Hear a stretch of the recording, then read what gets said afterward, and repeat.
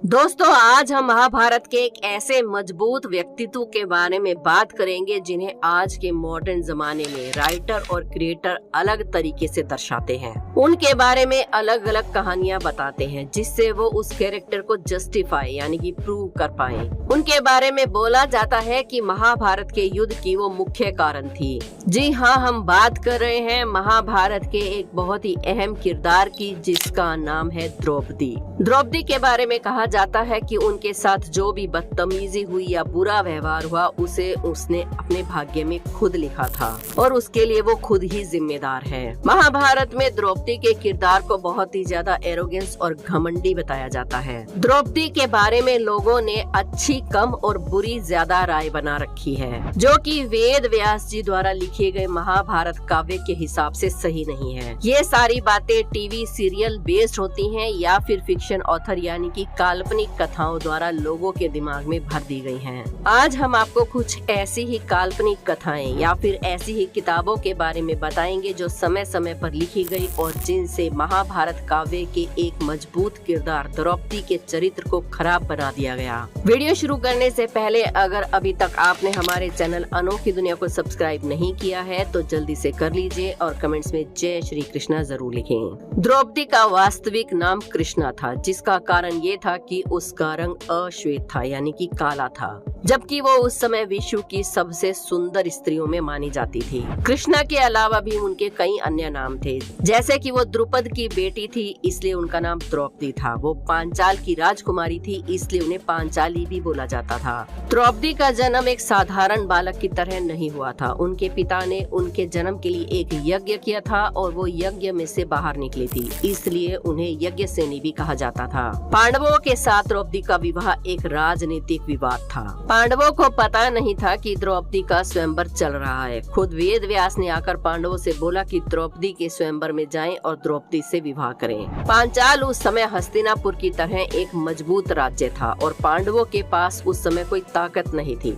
पांचाल से गठबंधन करने का मतलब था पांडवों की सैन्य शक्ति को बढ़ाना और साथ में ही उनके पास ताकत और धन का आ जाना। वैसे इस विवाह के संदर्भ में बताया जाता है कि भगवान शिव के एक वरदान के कारण ही द्रौपदी को 5 पतियों से विवाह करना पड़ा। इस कथा के अनुसार पिछले जन्म में द्रौपदी ने भगवान शिव की बहुत तपस्या की और उनसे वरदान मांगा कि उसे 5 खूबियों वाला पति मिले, जो कि वीर हो, ज्ञानी हो, ताकतवर हो, देखने में खूबसूरत हो और धैर्यवान भी हो।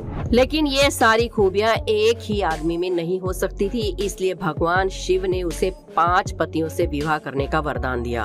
युधिष्ठिर जो कि बहुत ही ज्ञानी थे, भीम जो ताकतवर थे, अर्जुन जो वीर थे, नकुल सहदेव जो खूबसूरत थे और धैर्यवान थे। जब द्रौपदी ने कृष्ण भगवान से पूछा कि क्या उनके साथ न्याय हुआ है तो उन्होंने कहा कि इसमें तुम्हारी कोई गलती नहीं है, नियति ने तुम्हें खुद चुना है। तुम्हें एक बहुत ही बड़े कार्य के लिए चुना गया है, जिसके लिए तुम्हें 5 पतियों की पत्नी होने का कलंक सहना पड़ेगा और ये बलिदान तुम्हें देना ही होगा। यहाँ ये बात साफ हो जाती है कि 5 पतियों से शादी करना द्रौपदी की स्वयं की इच्छा नहीं थी, बल्कि भगवान की इच्छा के लिए उसने अपने चरित्र का बलिदान दिया था। साथ ही द्रौपदी एक साहसी और निडर स्त्री थी। वो अन्याय के खिलाफ आवाज उठाने में पीछे नहीं हटती थी, फिर चाहे उसके सामने कोई भी क्यों न हो। जब द्यूत सभा में युधिष्ठिर ने खुद को खो दिया और अपने राज्य को भी हार दिया, उसके बाद परिवार को गंवा दिया और साथ ही द्रौपदी को भी जुए में हार गए, तब द्रौपदी को द्यूत सभा में खींचकर लाया गया। ऐसी मुश्किल स्थिति में भी वो बिल्कुल घबराई नहीं और मजबूती के साथ खड़ी रही और उसने भरी सभा में सबसे 2 मौलिक प्रश्न पूछे। पहला प्रश्न था कि क्या एक आदमी को अपनी पत्नी को जुए में लगाने का अधिकार होता है, और दूसरा प्रश्न धृतराष्ट्र के लिए था कि एक राजा का क्या धर्म होता है। कहने का मतलब ये है कि द्रौपदी अपने साथ हुए अन्याय के खिलाफ चुप नहीं रही और उसका पुरजोर मुकाबला किया। जब युधिष्ठिर नहीं चाहते थे कि कौरवों और पांडवों के बीच युद्ध हो तो उन्होंने शांति वार्ता की कोशिश की। तब द्रौपदी ने युधिष्ठिर और पांडवों को उनका क्षत्रिय धर्म याद दिलाया और अपनी भरी सभा में हुई बेइज्जती की भी याद दिलाई और पांडवों के साथ हुए षड्यंत्रों की याद दिलाई और उन्हें युद्ध के लिए बार बार प्रेरित किया। इससे साबित होता है कि द्रौपदी एक मजबूत चरित्र की औरत थी और वो अपने साथ हुए अत्याचार के या छेड़छाड़ के खिलाफ खड़ी हुई और उसने उसका बदला लिया। जयद्रथ ने उसका जब अपहरण करना चाहा तो जयद्रथ को सजा मिली। कीचक ने काफी बार द्रौपदी के साथ बदतमीजी की तो भीम ने द्रौपदी के कहने पर कीचक का वध किया। द्यूत सभा में जितने भी लोगों ने द्रौपदी के साथ बदतमीजी की या फिर बदतमीजी को देखते हुए चुप रहे तो महाभारत में उन सब का वध हुआ। ये सब बातें साबित करती हैं कि द्रौपदी एक मजबूत चरित्र वाली साहसी स्त्री थी।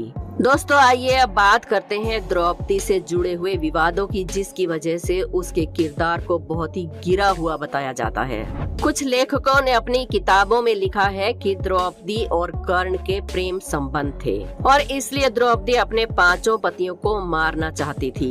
लेकिन वेद व्यास जी की महाभारत के वन पर्व में द्रौपदी ने सीधे सीधे कृष्ण को बताया है कि कर्ण से वो नफरत करती थी, क्योंकि कर्ण ने चीर हरण के समय भरी सभा में द्रौपदी को बुरे चरित्र वाली औरत कहा था। जम्बू आख्यान फल के एक प्रसंग में द्रौपदी ऐसा बोलती है कि उन्हें कर्ण से प्यार है तो फल अपने आप जाके पेड़ पर लग जाता है। कुछ ऐसी ही कहानी बताई गई है। साथ ही भील महाभारत में भी कुछ ऐसी कहानी बताई गई है कि द्रौपदी को अर्जुन के सामने ही वासुकी सांप उठाकर ले गए और अर्जुन कुछ भी नहीं कर पाए। लेकिन दोस्तों वेद व्यास जी की महाकाव्य महाभारत में ऐसा कुछ भी नहीं है। अंधे का पुत्र अंधा, जैसा कि हमने पहले भी कई बार टीवी सीरियल्स में देखा है। द्रौपदी के कैरेक्टर को गिरा हुआ दिखाने के लिए ये एक बहुत ही बड़ा पॉइंट है। लेकिन द्रौपदी ने कभी भी दुर्योधन का ऐसा अपमान नहीं किया था। अंधे का पुत्र अंधा, ये वाक्य आपको वेद व्यास जी की महाभारत में कहीं भी नहीं मिलेगा।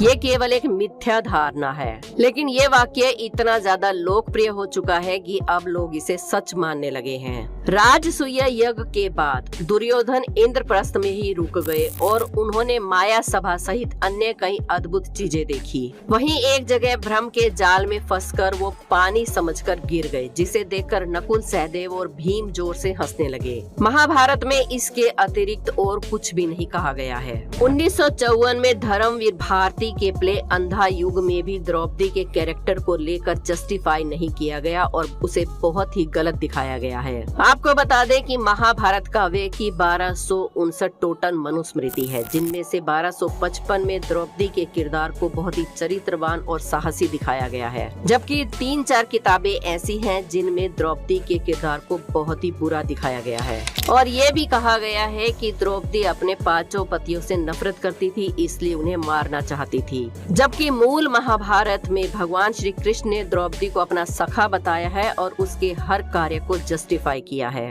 अब इन पुस्तककारों ने अपनी पुस्तक में द्रौपदी के किरदार को ऐसा क्यों दिखाया, ये एक डिबेट का विषय है। हिंदू महाग्रंथों में माँ काली को शक्ति का रूप बताया गया है, जो कि एक महिला है और उनकी पूजा भी की जाती है। वहीं अगर द्रौपदी अपने साथ हुए अत्याचार के खिलाफ खड़ी होती है तो उसके कैरेक्टर को गलत बताया जाता है। ये हिपोक्रेसी नहीं है तो और क्या है। आप इसके बारे में क्या सोचते हैं, हमें कमेंट्स में जरूर बताएं। वीडियो पसंद आई हो तो एक लाइक जरूर करें। हमारे चैनल अनोखी दुनिया को सब्सक्राइब करके बेल आइकन को प्रेस करना ना भूलें। कमेंट्स में जय श्री कृष्णा जरूर लिखें। कल फिर मिलेंगे एक और नए वीडियो में। जय श्री कृष्णा।